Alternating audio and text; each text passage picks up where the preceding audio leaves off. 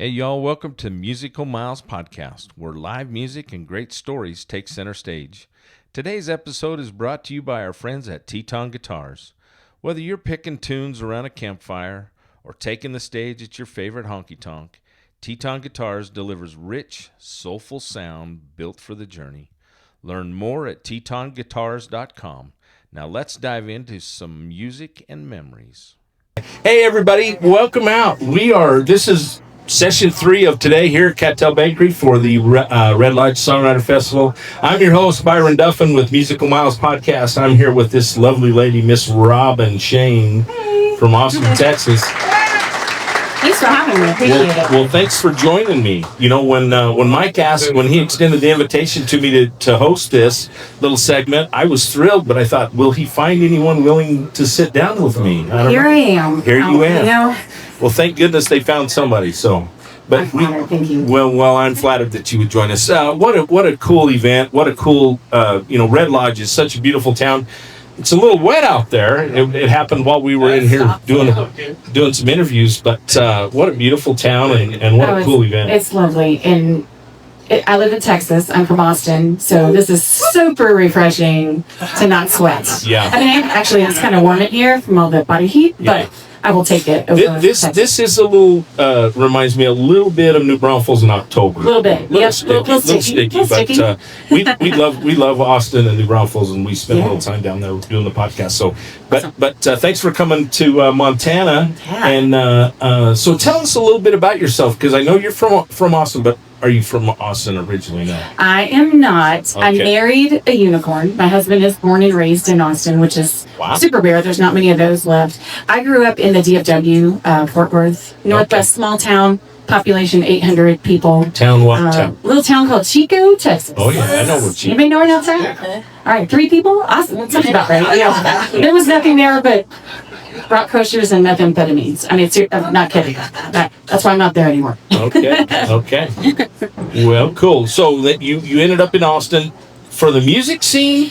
Not really. So my best friend moved to Austin about 20 years ago, and she got married and met this wonderful man, and she was like, Robynn, you gotta meet my husband's friend Jack. And both of us were just recently single, and I'm like, man, I'm never dating again. I'm going to be single forever because, it's hard. And then I met him, and here we are. We've been married almost 10 years. So Congratulations. Yeah. Best thing that's ever happened to me. Okay. So you didn't go to Austin for the music. You went for Jack, but the music found you, or you found the music? Yeah. So I didn't grow up playing music my whole life. I played for a bit, and then I ended up moving down to Austin. And I was very intimidated by the music scene there. So I didn't play for a little bit. And then my husband and I were at this little honky tonk called Jenny's Little Longhorn Saloon. And I thought, man, I really want to play here. And I hadn't played in a couple of years in public. And so I gave my CD to the lady who does the booking. She called me, and been playing ever since. And that's cool. So where's Jenny's at? It is off of Burnett Road, and it used to be called Jenny's Little Longhorn Saloon. They do chicken chip bingo every Sunday. Caleb talked about that. Now they just do it's not called Jenny's anymore. It's just the Little Longhorn Saloon. Just the Longhorn Saloon. The Longhorn Saloon. Yeah. Okay. So things change. Well, there's the music in Austin there is such a rich musical history there in the hills surrounding, New Braunfels, San Marcos, Wimberley, Dripping Springs, which is where festival we were there last fall. That's where we met Goldpine. So it's just such a cool vibe. And I told Miss Shand, if I had to move somewhere, I could live in Wimberley. It's beautiful out. It is nice. Yeah. So well, tell us about your musical journey, because you started at what age? So here, I'll try to make it kind of brief because I know we're on a little time crunch, but I always kind of thought, okay, I think I can sing a little bit. And then when I was in 6th grade, my parents, we saved up enough money to go to Six Flags over Texas, and they had this little karaoke recording studio.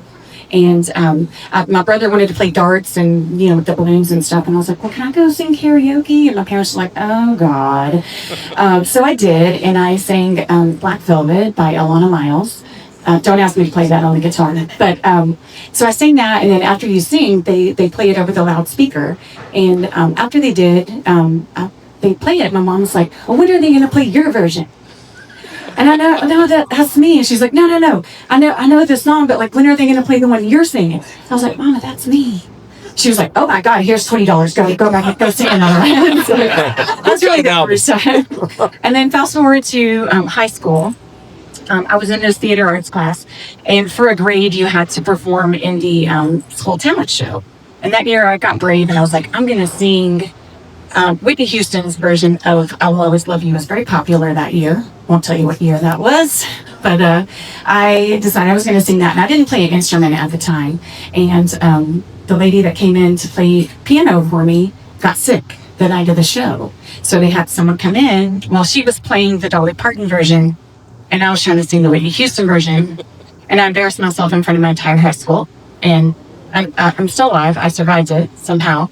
So that kind of like scarred me a little bit. And then after a couple years later, my brother always played guitar growing up, and he passed away at 20 years old. And after he passed away, I inherited his guitar, and I thought, what better way to honor him than to learn how to play it? So I did. And so and then I just started going to open mic nights, and here I am in Red Lodge, Montana. Well, and you shared that story about your brother last night, and that was so touching. So, play us a song. How about that? How about that one? Maybe you all were there last night and heard it, but it's worth hearing again. Yeah.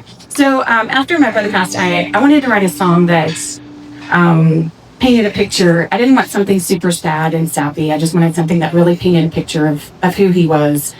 He was a little bit ornery. So this is called Rebel Child.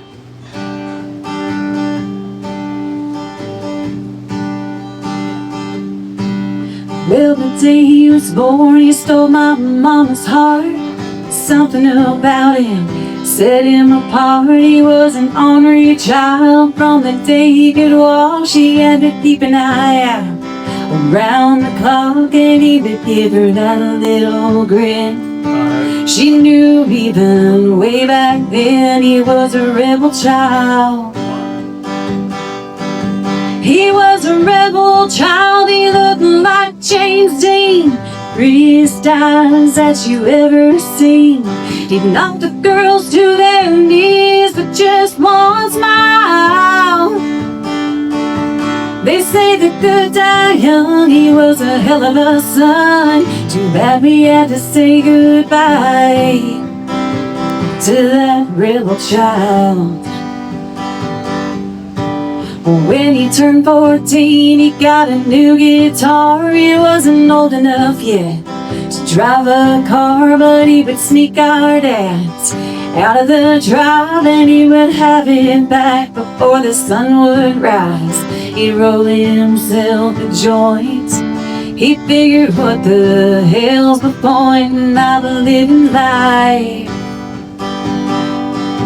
He was a rebel child. He looked like James Dean, prettiest eyes that you ever seen.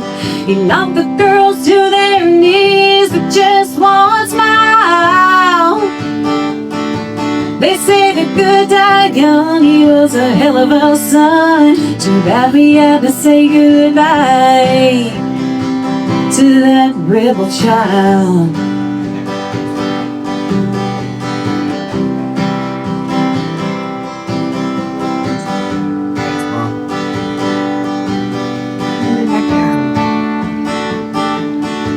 He never walked the line, just looking for a good time. And he would dance in the rain, never had a penny to his name.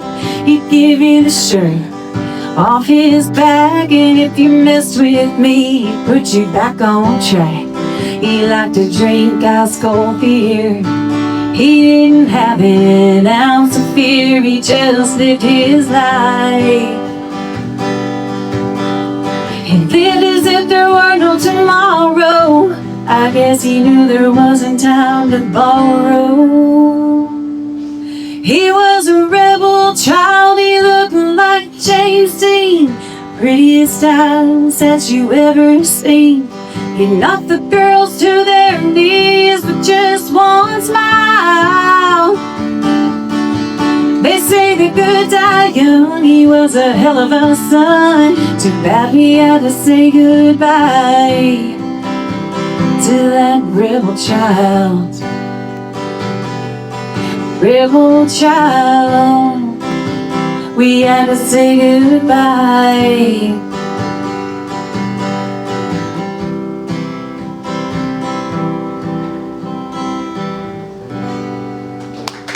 Thank you so much.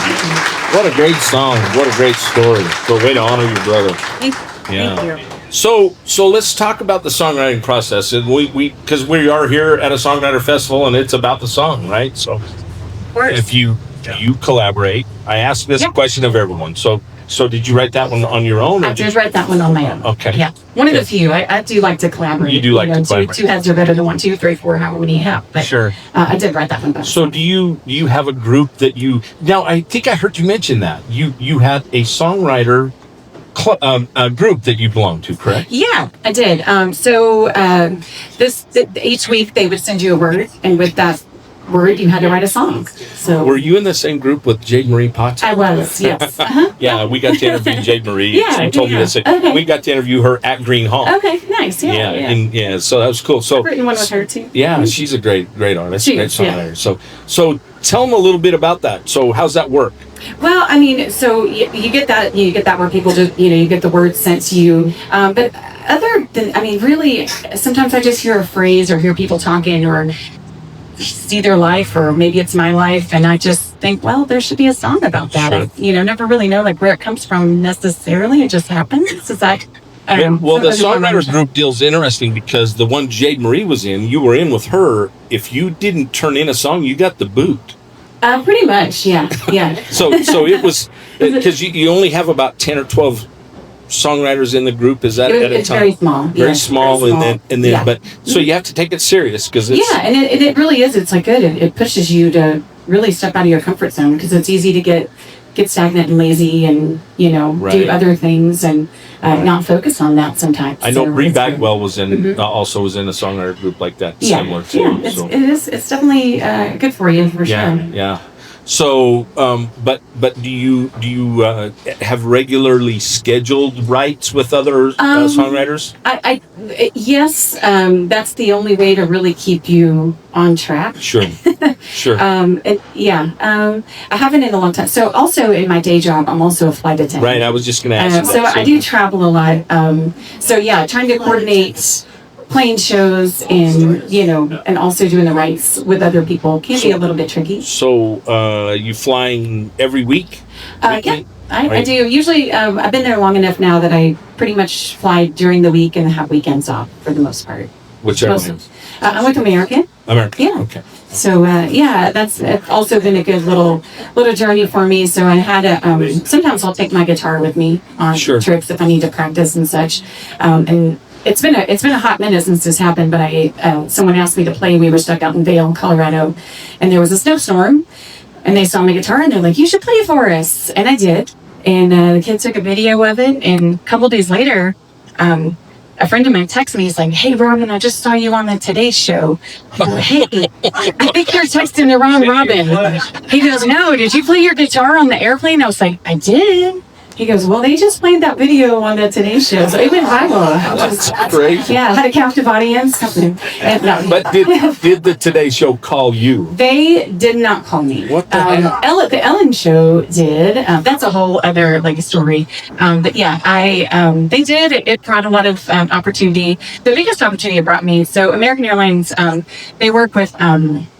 Gary Sinise has this band. Gary Sinise is I can't remember the name of his band. I think it's just his.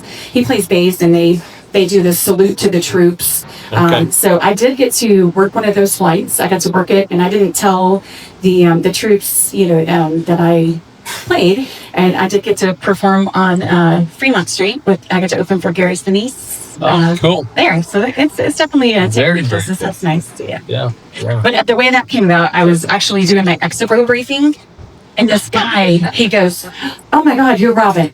I go, I am. I was like, oh, what's good? He goes, we've been looking for you for like 2 years, because the viral video happened like 2 years prior to. Well, Robynn Shayne is my stage name. Robynn really is my name, but my stage name. They were looking for Robynn Shayne as a flight attendant at American Airlines, and they could not find her anywhere. She does not exist. So anyway, he was like, you're the Robynn we've been looking for 2 years. So that's how I got to do the... They were trying to get a hold of me to go play with Gary Sinise. So. Oh wow, what a cool experience that is! Yeah. So, what else you got for us for a song today? Ooh. You played a great song last night. I don't want you to repeat what you did, but that is a cool song. Thank you. That's one I shared this morning on my social media. I mean, I like whiskey, but I do like to write songs just fun and, so I'll play, how about Coffee Days? And we're in a coffee shop. Yes. Do you here like to drink coffee? Yes. I'll play those, that's a fun one. Coffee Days, Whiskey Nights. I figure there were some folks here that may have had a whiskey night last night. So anyway, we'll do that. How's that sound? Oh, Lieutenant Dan and the... Lieutenant Dan Band. Gary Sinise and the Lieutenant Dan Band. Thank you. Yes. Force Gump. Woke up this morning and my head was thumping. Stumbled to the kitchen for a cup of something. I can count on Joe to save the day. Last night's memories fade to black, 'cause I spent the night with Jack. When 5 o'clock hits, I wanna play. Well, I'm all about coffee days and whiskey nights. Hell, they both have a way of getting me high. Yeah, I'm all about coffee days and whiskey nights. I gotta have them both to make me feel alright. Jack's a bad boy with an attitude. For him I do things I never thought I'd do. But when we get together, we cause a scene. Well, Joe gives me comfort and he treats me right. He helps me forget the things I did last night, with a whole lot of sugar and a little cream. Hey, I'm all about coffee days and whiskey nights. Yeah, they both have a way of getting me high. Yeah, I'm all about coffee days and whiskey nights. I gotta have them both to make me feel alright. One more time. Yeah, I'm all about coffee days and whiskey nights. Yeah, they both have a way of getting me high. Yeah, I'm all about coffee days and whiskey nights.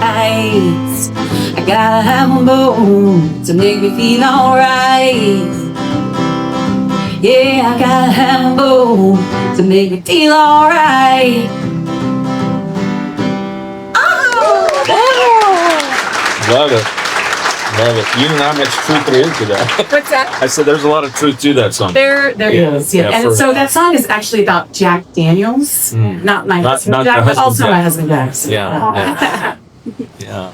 Well, cool. That's a great story. That's a great song. So, are you're flying every week, but are you gigging much in Austin? So I really my main focus now is songwriting and really traveling with the music. This is taking opportunities like this to get to come to places I've never been before. Of all the places I've been in the world, Red Lodge, Montana was not one of them. Okay. So that's really, last year we did the Key West Songwriter Festival in Minneapolis. So really enjoying getting to go do that and then surround yourself with other songwriters and be inspired. That's really been, we did gig a lot, play a lot of shows. Now I'm being a little more, picky and choosy and really focusing on the songwriting. Well, there's so many talented artists, singer-songwriters, and performers in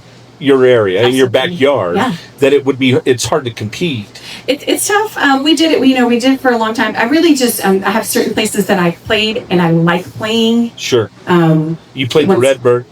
I play, Have you played the I have not played that one. Yeah. So yeah, it's a listening room. So those are my favorite. I love Those are listening so rooms, and I cool. appreciate all you folks actually sitting here and listening. That's like our favorite. But I play the Saxon Pub there in Austin. That's my big focus. I really like playing there. They're those listening rooms are incredible. They're the best. Incredible. And songwriter festivals in general, are our favorites. Right? Yeah, same. Yeah, I really like that versus being the background music, pouring your soul out. Yeah. To nobody else. We got to another guy who lives in New Braunfels, and maybe you've had a chance to run across him, Django Walker. I know Django. Django, is the son of Jerry Jeff Walker, who wrote Mr. Bojangles, and we got to interview Django. And Django said his dad, when he told him, he said, "Look, if you want to do this, you better love it, because you're going to be in a bar singing a song, your song that you poured your heart and soul into, and some guy's back there running his mouth and pouring beer down somebody's neck, and they're fighting." And he says, and you're going to hate that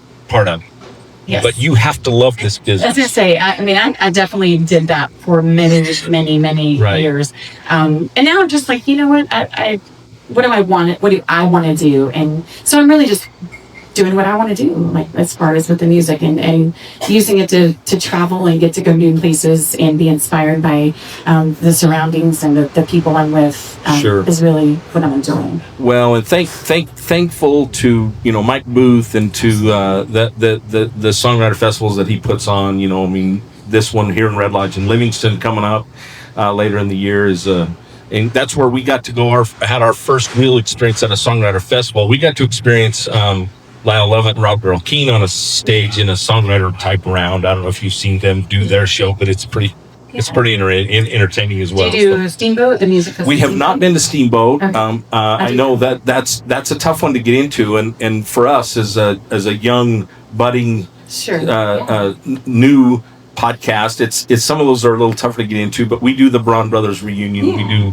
We do as many songwriter festivals as we can. So, but this one is hats off to Mike Booth. Absolutely. Man. Like I said, this is my first year here, and I'm extremely impressed with everybody showing up and supporting. How amazing is this? I know this is the 9th year, and I know it takes a lot of years to build this, but it couldn't happen without all of you guys. So thank you all so much for coming out and supporting live music. We are super grateful. Yeah, I tell everybody, don't trust me. You have to experience this for yourself. Right. and so there's no experience like it. So thank you to those of you who are here. Hey, can you play us one more song? Sure. We're up against some time. Are we good on time? We got to finish it up, or we're good? We're a thumbs up. All right. What else you got for us? Ooh, y'all want an upbeat? You want a sappy one? You want a? We want you to play what you want to play. How's that? I'll play. This song, I'm going to play you a sad one. How about that? Okay. I haven't cried today. So. Well, so it is actually happy now. So I wrote this song at definitely like the darkest point in my life. My ex-husband was great for something. I got this song that was #1 in Texas. But I was in a very abusive relationship, and everyone kept saying, "Robyn, you got to leave. You got to get out of this relationship." And that's easier said than done. When you're with somebody and they beat you down every sense, it's really hard to find the strength to get out of that. It's the devil better than the devil you don't know. So this is what this is. It's called The Devil You Know. And I hope I can hit the high note at the end. Well, how did I get here? This ain't how I planned it to be. Well, I never thought I'd let someone break me. Well, I thought I was stronger than this. I just might be. For a moment in time, I let his words define me. Sometimes the devil is laying right next to you. Well, his face is the same, but he ain't the man you once knew. Well, you should leave, but deep down he knows you won't. Sometimes the devil you know is worse than the devil you don't.